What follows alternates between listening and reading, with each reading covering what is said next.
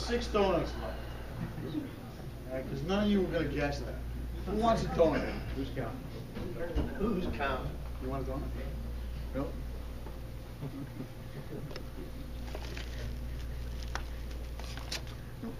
Yeah, donut? All right. Question. So, yes. What's your name? Michael. State your name. And age, rank, serial number, all that stuff. No. I like your shirt, by the way. Yeah, I Cool. attended the event last year when you gave it to Give us. him a donut. No, I don't want it. I don't want it. The witch effect, is that complete, or is it going to be like smoke or something like that?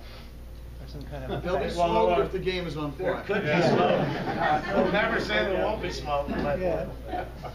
No, there's 2 little lights in front of the witch. Well, you know, the red light will come on, you know, kind of like when the puff of smoke, you know, Yeah. she appears or disappears in the movie. Right. So that'll come on and she'll come up and harass you for a little while, and then you'll get rid of her and she'll, you know, go away again with the red Okay. smoke. And then when she's actively harassing you, you know, the white light will be on and, you know, illuminate her, give her that little, you know, menacing look and that kind of thing. Right. there's a couple of magnets in front of the witch also. I don't know if you might have noticed it. Keith has just got it in there kind of as a generic pulsing at this point, but every now and again you're going to see that ball do some pretty crazy things right in front of the witch. Oh, cool. And the Followed by more, appropriate cackle, of course. yes, followed by her appropriate cackle. That's a nice one. There you go. But it will mess with you. I've seen it where you want to pick the game up and slam it downward. It'll grab the ball, spin it around a couple times, and throw it right out the outlane. And she starts laughing, and it's not fun. It's curtains. It's curtains. Curtains. Pay no attention to the man behind the curtain. Yes. Yeah, you guys laid down the foundation for building these games, and it took you guys about 2 years. Now I'm just wondering, you guys have that all set up now. Like, how long will the next game take? It's going to be way shorter. Well, right? they get me a T-shirt that says the second game is easier than the first. You know, I was thinking about that the other day. It will be easier, you know, and it will be shorter. And the theme we have, we're obligated by. We're going to announce the next game, the next theme, the next license game, and I'm contractually obligated to put it out in a certain date period. So everybody's going to know when the thing's coming out. So deadlines move a lot of things. You know, the deadline to do IAPA moved a lot of things. The deadline to be at different shows moved a lot of things. Deadlines make us do things, and the clock makes us do things. So it will be easier. We didn't have a company. We didn't have a factory. We didn't have people. We didn't have parts. Joe had to do hundreds and hundreds of drawings. You know, I said it before, when we got the Williams Valley IP, we said, wow, we got the Holy Grail, we got all these drawings, and the guy's got to redraw a tilt mechanism, for gosh sakes. I mean, you know, really. We had to spend tens of thousands of dollars on tools because nobody had a tool to make a wide body lock bar. Didn't exist. You guys were buying wide body lock bars on eBay for 150 bucks. Well, because of us, now you can buy them for maybe 60 bucks. So, you know, things like that. We created Invisiglass. It's kind of like the space program in a little different way, in a small way. We created the game. As a result of creating the game, we wanted to create this amazing product, which is on the game, Invisiglass, non-reflective glass. That was an offshoot of creating the game. We sold more than 1,000 sheets of Invisiglass already. So yeah, will it get easier? And I think, not in a funny way to say this, really, I was talking to one of my friends the other day, and he says, you know, how long is it now? Well, I announced it January 1st. Well, really, you didn't start really doing anything on January 1st. When did you really get traction in the company? And I don't know, it was probably like April, May. If I read the releases, if I go back on the Jersey Jack website and I read, you know, when we had all these updates, you know, Dennis was making a cardboard house in April, and we sold another 30 or 40 games because of that. It's like, really? Are you kidding me? You know, so it's probably really like about a year and a half in real time, and we wasted time, and all these kind of things. Time, it's just passes, just like now. You know, it's an hour past. You know, you have 2 offices, one in Harvard, Illinois, with all these guys, and you have an office in Lakewood, New Jersey, and you have people collaborating on things. And sometimes a day goes by, or it used to go by, before you could get him on the phone. He could get somebody. It's different if you're in the same room and you say, hey, what are you working on? What are you doing? You know, get something done like that. So, you know, some of those things in real time, you know, it took Williams a year and a half to create Pinball 2000. I said this before also. They had millions of dollar public company. They had engineers, designers, programmers. They had every part in their resources. It took them a year and a half to come up with Pinball 2000. You know what? Yesterday and all this week standing at Apple on that yellow brick road carpet with the booth packed and 8 games there with people falling all over the place, I was unbelievably proud. Moved to tears, basically. That the ragtag bunch of people we have, no disrespect, is created this game, and all the vendors and all the people that did it. So, you know, now it's like for the ladies, you know, being pregnant 9 months, and, oh my gosh, and all of what. But you have the baby, everybody's going to forget about the time it took to get this game. Then they're going to say, hey, where's your next game? Where's your next? So, yeah, long answer, short answer. The short answer is it is easier, and it will be easier. So, yes. Can I add one? Sure. Yeah, sorry. You know, Pinball 2000, it was, you know, a year and a half, 2 years to do Revenge for Mars in episode 1. That was 2 game designers, 10 programmers, probably 6 or 7 mechanical engineers, 3 full-time artists. You know, it's probably a bunch of support people like doing, you know, manuals and, you know, 3 electrical engineers. So, you know, I think we're doing okay with the staff that we have. Oh yeah, I'm not complaining. It's not, you know, just like everything in life, it's not the quantity all the time, it's the quality. You know, you want people that have a passion that want to do this. I mean, there are literally, you know, people knocking on our door to get into the company. And not that I don't like them, you know, for a long time we've had 1 kitchen and 1 stove and we were cooking 1 meal. It doesn't mean that we wouldn't have other designers and other people involved. We have to get younger people into the game and the industry, and we've done that. We're going to continue to do that. You know, we're going to continue to evolve. Yes. Actually, you probably answered my question, but okay. Next. the house, No. the house that's spinning around. Yes. That is one of Dennis's models, isn't it? I think the house was the house is based on Dorothy's house. Yeah. So we couldn't make like this colonial, you know, Center Hall colonial When he was on and Facebook, stick it on there. Yeah, absolutely, absolutely right. And you know, not on this game that's here. Keith has the rule turned off. He doesn't have the plunger going up, making the legs come down, because he's in the middle of something else that's going on right now. But you know, when the house, if anybody wants to see it, we'll take the glass off. You know, the house, there's a plunger under there. When the house stops, the Wicked Witch of the East, the legs pop out from under the house. Yes. On your next release, is there an operator or personal interest for maybe a pro model, something that would be somewhat cheaper, as the Stern model has it? We heard Gary earlier talk about, you know, the operators. That makes up a good part of his business. Well, Gary's not an operator. I'm an operator. All right. So I probably know better than Gary about operating pinball machines. That's what he's talking about, is, you know, trying to tailor to them. Do you see that demand for your second one? I created a game 2 years ago, which was the Wizard of Oz Pusher, which you might have seen at IAPA. Okay. I was president and CEO of VLAP USA, which is a nationwide operating company, operated thousands of games, and an owner in that company. And I created that game. You know, it's a really fun game. It's got a card collecting aspect to it. It gives you something all the time. It doesn't rip you off. Okay. The game, I was at IAPA in 2010 in the booth. The game was $50,000. Okay. Everybody loved the game.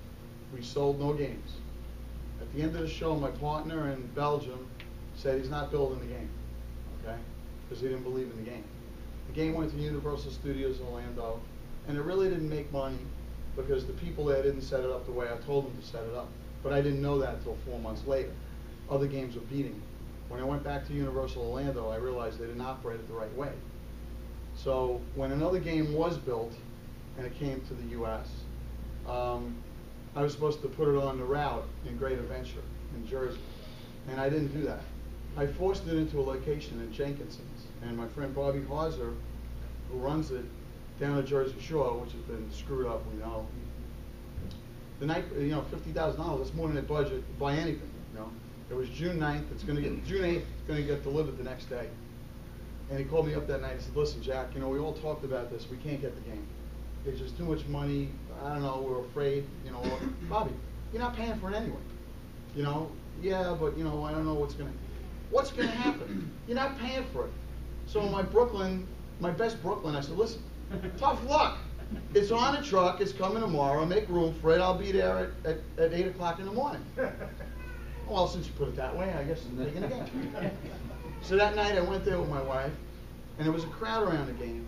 And the next day he said, you know, the game did $500 for the day. I said, okay. In my mind, the game should do about $7,000 a week, in my mind, okay? The next day it did about $1,200, okay? The next day it did about $1,900, and then it came to the weekend. It did $5,000 on Saturday for the day. For the day. Anybody know what the game I'm talking about? You know what this game is, right? Okay. Yep. Okay. What happened? What happened? It didn't matter what the game cost. It mattered what the game made, right? Operator since 1975. I never asked my distributors how much does it cost. People ask me in the booth, how much does it cost? What's the difference what it costs? If you're operating it, it always mattered to me what it made. So what happened? My partner in Belgium, he was caught off guard. He didn't have any of those games. He had a game that was like that. It wasn't skinned Wizard of Oz. Didn't have the program. We had to fly them in by air, $6,000. People were having fist fights with each other to get them, and they were writing me checks for $52,000. That's the money with the tax, you know, to get the game. I had one guy, a friend of mine, Stevie Whalen at Lucky Leo's down the shore. He bought 4 of them. Every Friday I was there, and his wife wrote me a check. So that disproved also the theory that nobody has money to buy a good game. Nobody pays for their game. Everybody's going to string you out. We delivered that game into August that year. August? Really? Really. They sold more than $3 million worth of that product this year. It's probably the only thing keeping them in business right now. Okay? So, talk to me about a game that could be created, that makes money, and you're right in my zone. As an operator, as a technician, as a distributor, as a manufacturer. Gary Stern's a great guy. I love him. Okay? He never operated a game in his life. He never put his hands in the game and fixed the game in his life. I don't think. And I'm not talking bad about him. I'm just saying, you know, your zone of where you are and your knowledge base, I am uniquely qualified to have a company like this. I understand it. And people have told me, you know, and I thank God because of it. It's only because of God that we're able to do any of this stuff. I give him the credit, not me. It's about that. You know, yeah. He made us, and he must like to play pinball. So we got to be real thankful. So yeah. So I hope that answers that question too. All right. You can tell I'm a little passionate about that. And listen, operators are in trouble today. Operators need good games. You know, this is what it is. This is what it's about. They need really good games to put out. That's why they were all at Apple. They're not there just for a social event to get out of the office for 4 days. They're looking for product to buy that they're going to be able to operate and what they could do to make money, and that's really important. Yes? Hey, how you doing? My name's Patrick. Hey, Patrick. One of the guys behind pinballhead.com. Cool. I know You guys are amazing. Thank you. I know it's a long time away, but will future games be wide body? And do you have any idea on design, on who's going to design the next game? Joe's going to design the next licensed theme game. Okay. And do you want to speak to the fact that it's a wide body or not?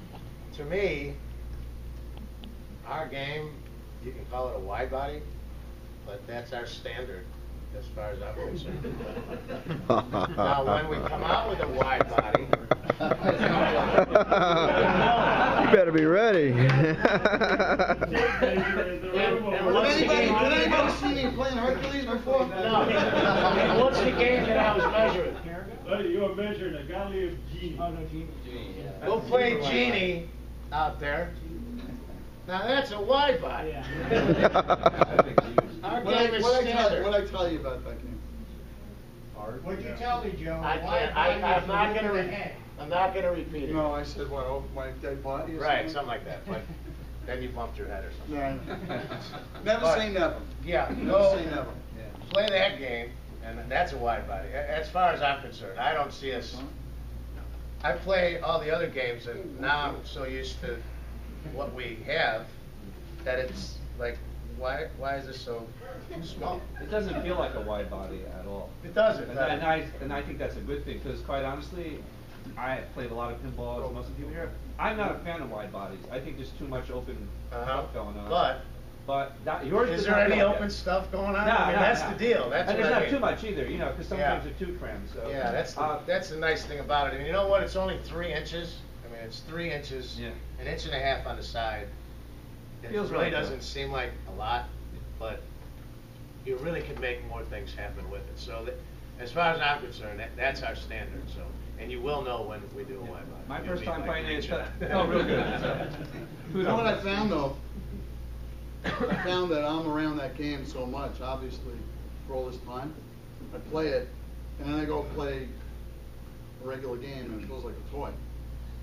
So I'm a little messed up when I go play another game. I'm like, where's the rest of this game?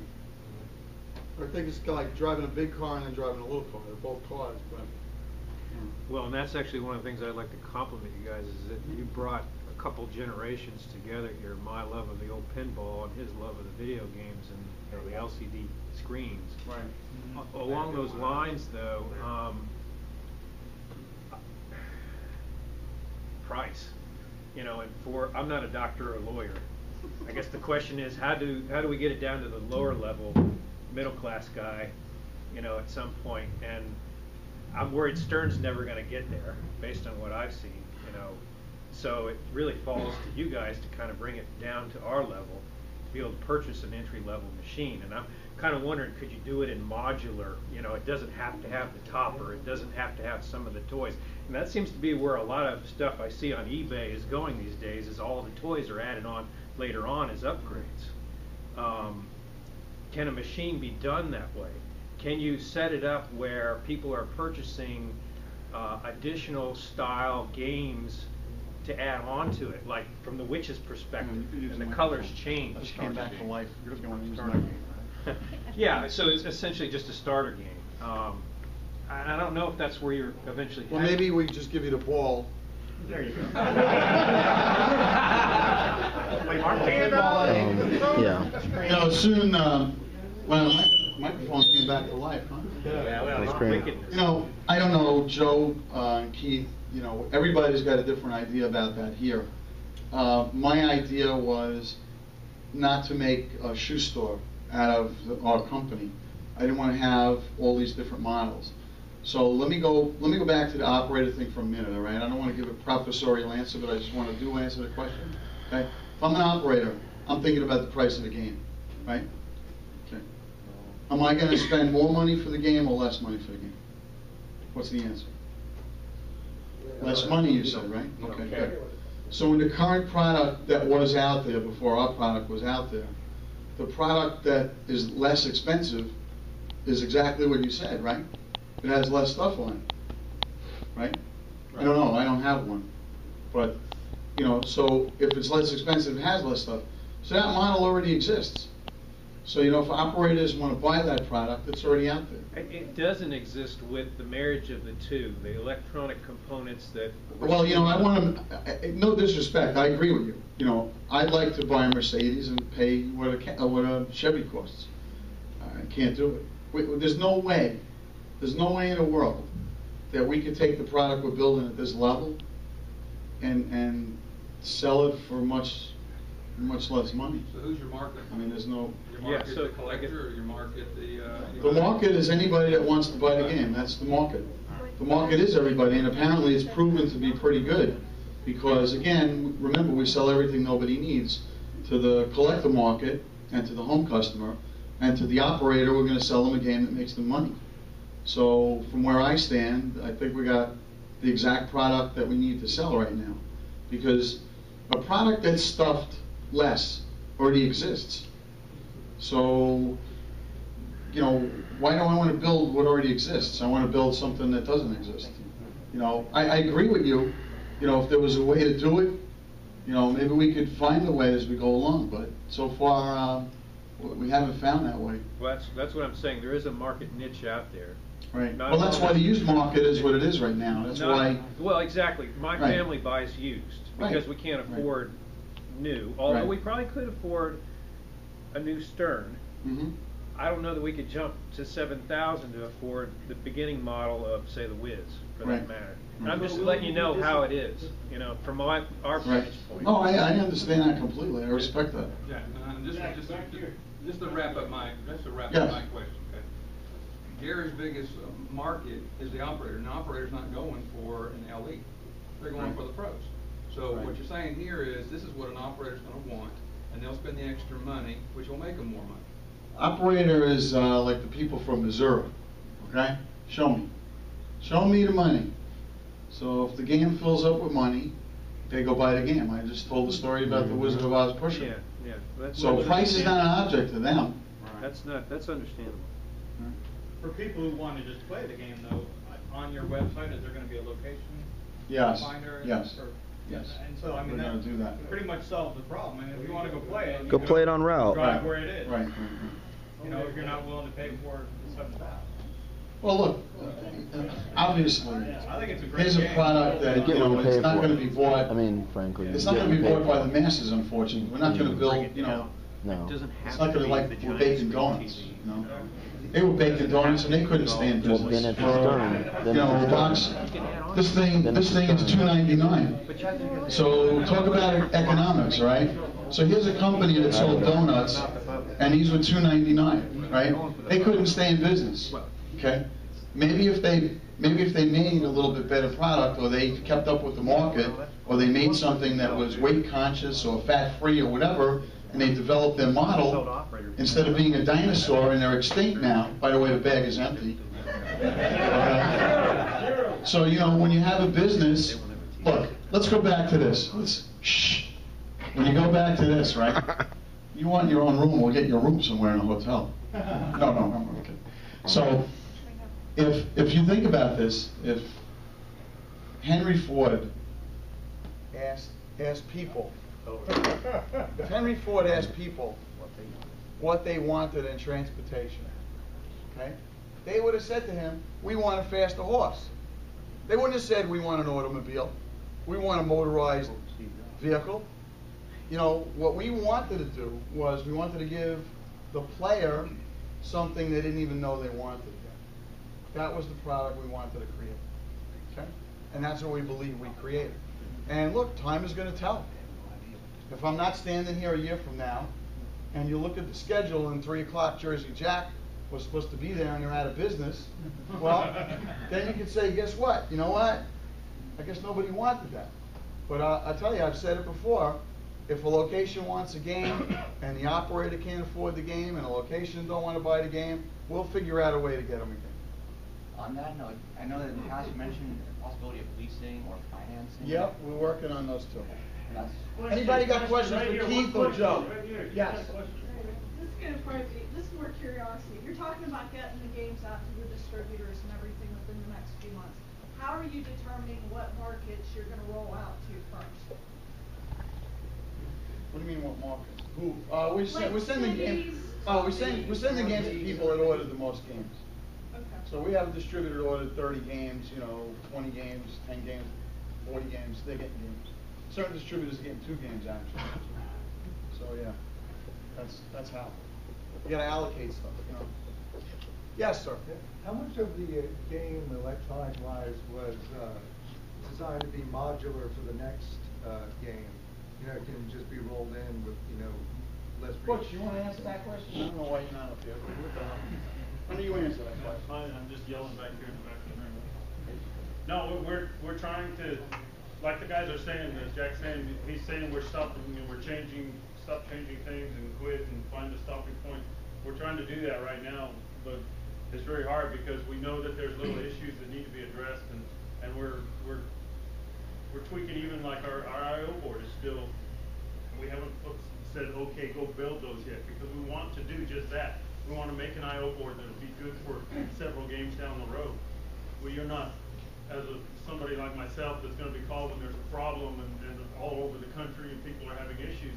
You don't want to say, well, what year was yours made, or what month, and when did we spin in this new IO board? We want an IO board that's going to be good and solid and ready to go into several games, and we can just send you a modular replacement board, put it in, have somebody, you know, come to your house and then replace that. So everything is, you know, is geared in that direction. We're not thinking of something that just works and does Wizard of Oz things. We're thinking of, you know, we've got what, 80 FETs on our board for driving solenoids, for driving motors, for driving, you know, the RGB LED thing is a serial chain. We could put 300 in the next game if we wanted to. It's not just a, you know, Well, Lego's lower price game. It's not something that's just Wizard of Oz specific. You know, our mechanisms and things like that, we're making new mechanisms that if it has a potential to be used somewhere else, it's not called a Wizard of Oz. It's called you know, a vertical up kick or whatever, something like that. So yeah, we're just thinking along those lines. The platform that we built, which would be the cabinet, everything in the cabinet, the back box, everything in the back box, and even the playfield, except minus the actual playfield wood and the unique mechanisms, make it that much easier to plug the next one in. And our system is set up, it's handled in this game, but it can handle a game twice as big as this one. Maybe not twice as big, that's probably saying a lot, because this thing's huge.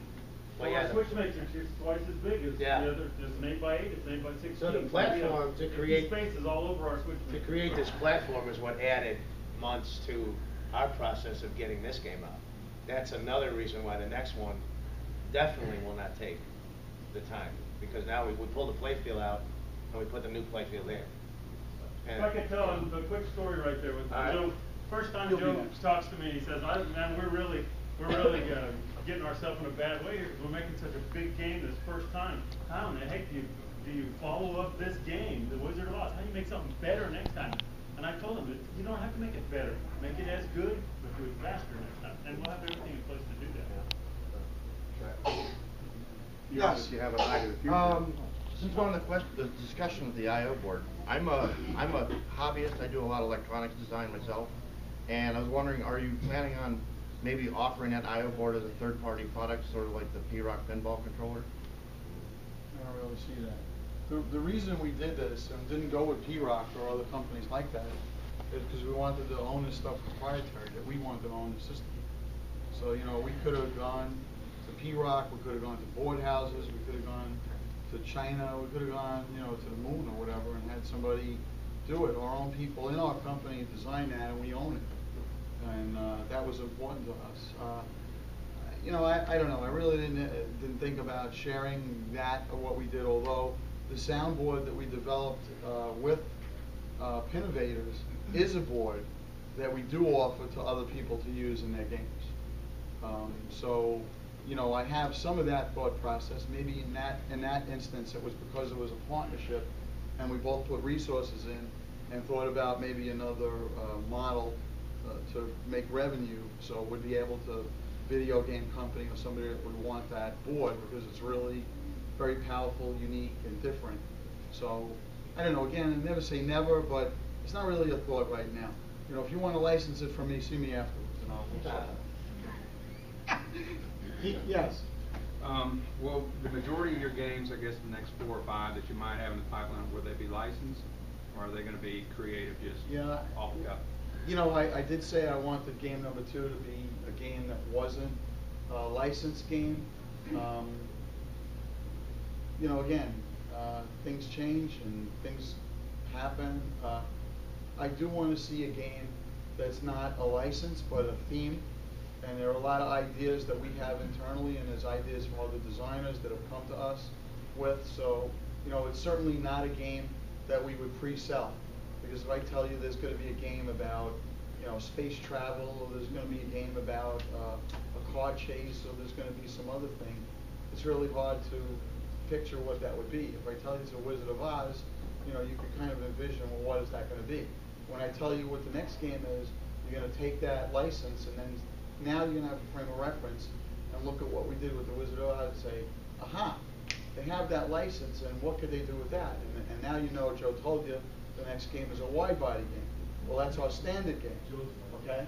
That's Joe's world, because Joe wants to pack it full of stuff. So that's, you know, getting a lot of stuff. Yes? We got a guy up there. Oh, I'm sorry. Go ahead. With your eye to the future, any hints on what you plan to come out with next time? Sure. Yeah, next. Next week. Would you like to share? No, see me after class. All right. It's done. Yes. First off, I'd like to say that I've been playing pinball for many years, don't own any. And I would like to say that the audio jack on the front was the smartest decision. That just puts a whole new dimension. It sucked me into the game, cut everything else out. Now, that being said, I won't blame you if you don't own up to it. Something this ambitious, this, filled, like you said, everything, including the kitchen sink. Are there any Easter eggs in this thing that will pop up at some point? I'm just curious. There will be. There will be? Can you give us a hint? There's definitely at least one cow plant. Yeah. Anyone know the cow's name in The Wizard of Oz? Bessie. No, that was Twister. Nelly? Wow. If you think of it, I know you all got mobile devices and even but that's why I asked it quickly. So somebody who comes up with that, yell it out or identify yourself. Get a free machine? Yes. Huh? No donuts. No, there's no more donuts. I can't give you a donut. I'll give you the bag and you can lick the powdered sugar. Turn it inside out. Yes. I just had a question regarding, is the game going to be enabled for tournament play? Are you talking about like money tournament, like over 2 weeks kind of thing, or? Yeah, just online type deal, At some point it will. I mean, it's not a 1.0 feature, but we definitely have plans. And we're not gonna limit Wizard of Oz, whatever it ships as. As we develop our system, and we're gonna keep upgrading, Wizard of Oz and any previous game, later on, so that all of our features, roll backwards in the games. Is there an Ethernet port to update it, or is it how would you go about updating the hardware? Yeah, we have Ethernet. We will probably have Wi-Fi, and there'll be standard USB as well. Wizard of Oz being in the public domain, was there really that much licensing to obtain? Wizard of Oz, the movie, is not in the public domain. Wizard of Oz, the book, is, but Wizard of Oz, the movie that we know with Judy Garland, is not in the public domain. It's owned by by Warner Brothers. Yes. Is there any kind of since it's all basically PC based, is there any kind of scripting access or anything if you want to change something like a rule or something? No. It's all just compiled. No, there? particularly for a licensed product. I mean, we can't have people, changing what.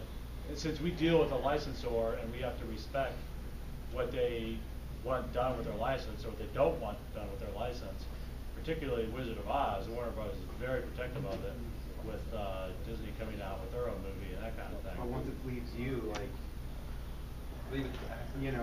once it leaves you, how are you responsible? If we put something in there that's easy for people to do, and Warner Brothers gets wind of it, that we're complicit more or less in allowing them to mess with the Wizard of Oz, that puts us in a bad situation. Yeah. I mean, if we left the door unlocked and you robbed the house, we're responsible. Well, I mean, so our job, our fiduciary job is to protect that license. Well, you can use it as a jukebox so you can play inappropriate music to it. If you use it as a jukebox and you play inappropriate music and you do it in your home, we're not the pinball police. Well, exactly. That's so what look, I'm asking. if you do that in your home, that's your business, right? Right. If you do that in the public domain, you're in violation of ASCAP rules, and that's their problem. So that's not my problem either. So you could go do whatever you want to do. If you go into a restaurant and there's music playing, guess what? Somebody paid ASCAP so that you could play that music. Sure. We paid a boatload of money to license 78 songs for that game. Cool. Now, if you want to play whatever you want to play on it, that's pretty cool. If you do it for private use. If you do it for public use, now it's up to you. You're on different terrain than Warner Brothers and Wizard of Oz. And I'm not an attorney, I don't play one on TV, but I'm telling you that if you play music in a public venue, If you don't have an ASCAP license, you're gonna have. I mean, that was just an example. I was just referring to like paralleling that with editing. Backpedaling. I got it. Not gonna do it in the public domain. Put it in my house. Right on the back door. We're having fun. I know what you're saying. I know what you're saying. But so nothing will be changeable. You're not lying on it yet. We're just having fun. Yes, sir. I'm a Gene. Yes, that's the count. That's right. So we're also having an office in Harvard. Yep. And that Harvard, Illinois, has a cow. What's that cow's name? Think about it. The lighting system that you use in WAS, is that the system moving forward with all the remaining new pins? Yes. We invested a boatload of money in that. Believe me, and time, and energy, and effort. And that's going to be in all the games. There's no light bulbs in this game, so. It's just too striking not to move on right there. I asked Gary this if he wasn't interested. Any interest in reproducing any of the top popular titles from the past, Twilight Zone, Addams Family? We have the right to do that. We have the right to the Bally Williams catalog. We could do that. We could. I don't know if we would. It's been out there. Python talked about it at Expo. He wants to redo the Pinball Circus. He said that, and there's some people that he's getting together with to make that happen. If they're successful in making that happen, they're going to come to us and we're going to contract build that game.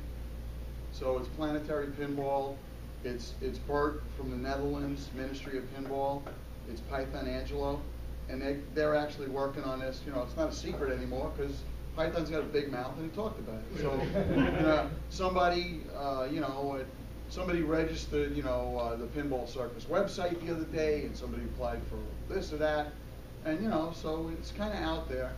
So if they want to do the Pinball Circus and they want to come to a factory that has, Bally Williams parts and Jersey Jack parts, which are updated parts for Bally Williams games, we'll build a game. They pay us money, and we'll run it down the line, and we'll build 100, or we'll build 1,000, or whatever they want to sell.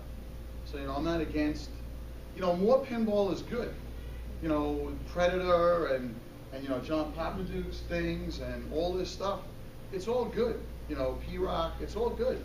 I wish there were 30 companies building pinball machines. I'm fine with that. It's fine. Let everybody compete in their own space. Let everybody come and hire the people and spend the money and come to the party. And build pinball machines. Every one of you should go out and start a pinball company. Good idea. Any other questions from anybody else? Okay, good. So, thank you all again. If you want, what happened with the cow? What happened? We don't know the name of the cow from Harvard. No? Okay. That cow's name is Harmilda.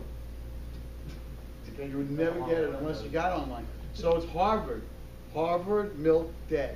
So they have a weekend in Harvard, Illinois, where they they celebrate all the cow farms there and milk. So, They whitewash the main street. So there is a cow in the game, there's a cow in the game, there's a reason for a cow, so don't have a cow.